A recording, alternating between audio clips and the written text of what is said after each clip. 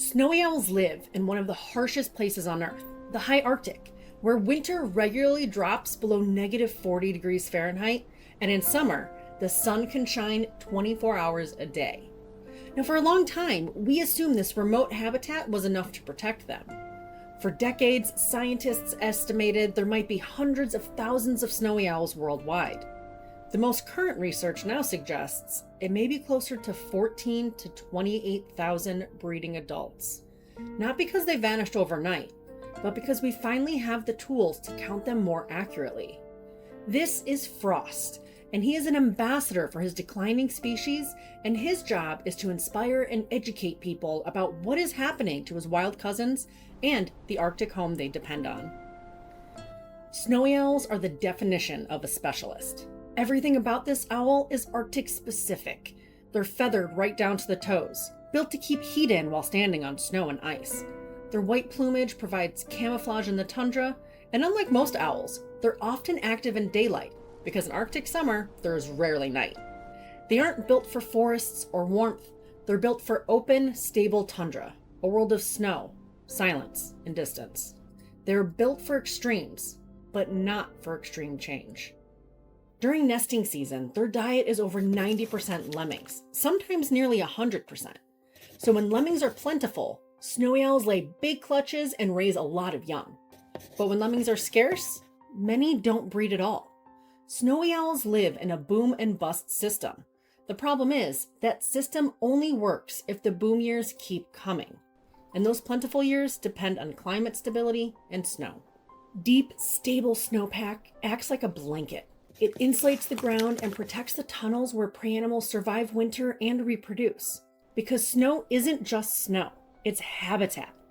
Climate change isn't just things getting warmer, it's altered weather patterns, meaning snow becomes unreliable. Late snowfall, early melt, rain that freezes into ice, hard crust instead of insulation. When that happens, lemming reproduction can fail, sometimes across huge regions.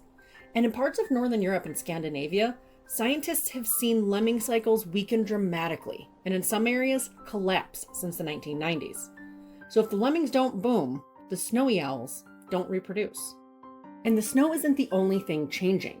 Snowy owls live farther north than trees, but as the climate continues to change, the Arctic tree line is moving north, turning open tundra into shrubland and forest.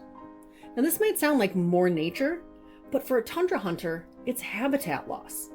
That's why conservation isn't just about protecting the owl. It's about protecting the habitat and system that these birds rely on. When we zoom out, the pattern becomes hard to ignore. Snow structure changes, prey becomes unstable, the tundra itself shrinks. Even with gaps in our understanding, one thing is clear. Every major pillar snowy owls rely on is weakening, eroding all at once. That boom and bust system, it works, until it doesn't. If the Arctic stops delivering good resource years, snowy owls don't just decline, they run out of chances.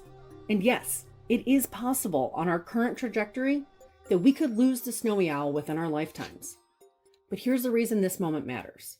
For the first time, we can connect cause to effect. We can link snow changes to prey changes, to breeding success, to population reality. We didn't lose hundreds of thousands of owls overnight. We lost the safety net we thought these birds had. And as serious as this is, there's hope. For the first time, we understand what's happening. And that means we finally have the ability to respond in ways that actually work. That means supporting science-based climate and habitat protections. And when snowy owls erupt south into places like New York, giving them space and avoiding rodenticides that poison the food web helps them out. Organizations investing in conservation breeding programs like Hawk Creeks to maintain genetic diversity and to give snowy owls a backup plan. But these programs can't contribute to the wild population if the habitat the birds rely on no longer functions. Because this isn't just about saving one beautiful owl. It's about whether we protect the systems that make the Arctic work. In our lifetime, we could lose the snowy owl, or we could be the generation that ensures they have a future. If you'd like to meet the snowy owls who help us share this story every day, check the link in the description.